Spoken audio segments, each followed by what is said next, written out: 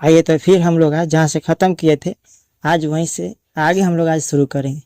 देखिए दोस्तों, ये हम लोग आज मैथ पढ़ रहे हैं ना। मैथ में कहना जितना आसान होता है करना उतना ही कठिन होता है।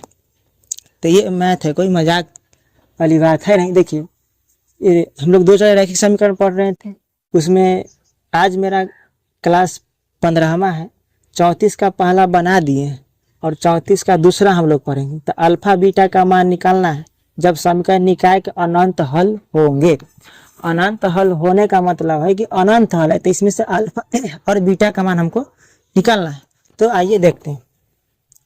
अल्फा बीटा का यहाँ अनंत हल कह दिया है, तो अनंत हल कहने का मतलब कि इसके माध्यम से हम लोग बनाएंगे। तो उसके माध्यम से बनाने के लिए ए का मान, बी का मान और सी डी एफ का मान चाहिए था। तो ए का मान निकालेंगे समीकरण फर्स्ट की मदद से तो 2, और बी का मान निकालेंगे तो y के बगल में 3, और सी का मान निकालेंगे तो कितना आ जाएगा 7।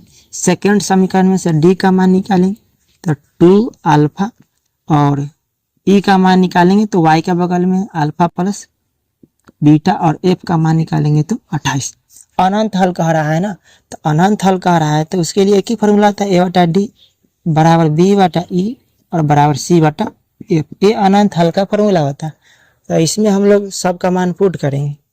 अब देखिए, ए के जगह पर ए का मान रखेंगे तो 2 बटा डी का मान कितना है 2 अल्फा, और बराबर बी का मान कितना है 3, और ई के जगह पर रखेंगे कितना अल्फा प्लस बीटा, और बराबर सी के जगह पर कितना है 7 है, और एफ का मान कितना है 28 है। अब रख दिए। देखिए, अनगिनत हल कहने का है कि सब एक दूसरे से बराबर है, तो कोई 2 के लेकर मान निकाल सकते हैं। आपको जिसको इच्छा 2 के लेकर निकालने का उससे आप निकाल सकते हैं। अब देखिए, हमको इच्छा है कि नहीं ये दोनों के लेकर चलते हैं। देखिए चलते हैं। देखिए लिखते हैं 3 बटा अल्फा प्लस बीटा बराबर 7 बटा कितना है 28 है। तो 7 से काटेंगे तो 7 चौक 28। अब ऊपर में कुछ नहीं तो 1, तो क्रॉस गुना कर सकते हैं 3 से इसमें और इससे इसमें। तो कीजिए, तो करेंगे गुना, तो अल्फा प्लस बीटा में 1 से करेंगे तो अल्फा प्लस बीटा, 4 से 3 में करेंगे तो 4 3 12। ये मेरा समीकरण फर्स्ट हो गया। अब यहाँ देखिए, ये दोनों के लेके चले तो अल्फा प्लस बीटा का मान आ गया, और हम फिर ये दोनों को लेके चलते हैं। तो यहाँ देखिए लिखते हैं, स्टेप चेंज करते हैं फिर।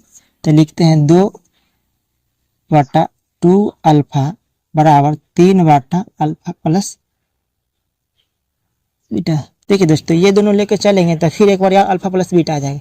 यही चलते ये दोनों को छोड़ देते, यहाँ से यहाँ लेके चलते हैं आसान बनाने के लिए। अब देखिए, तो 7 बटा कितना है 7 बटा 28 है।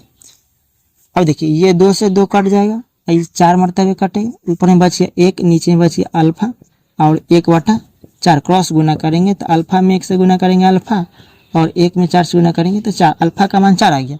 अब समीकरण फर्स्ट कहने का मतलब कि अल्फा प्लस बीटा का मान कितना आया था 12। अल्फा की जगह पर हम लोग रख देंगे 4, तो बीटा का मान आ जाएगा। और देखिए बीटा अब 12 है, इधर ले आएंगे तो इसीलिए बीटा का मान कितना आ जाएगा 8। अब देखिए, अल्फा का मान 4 आ गया, बीटा का मान 8 आ गया।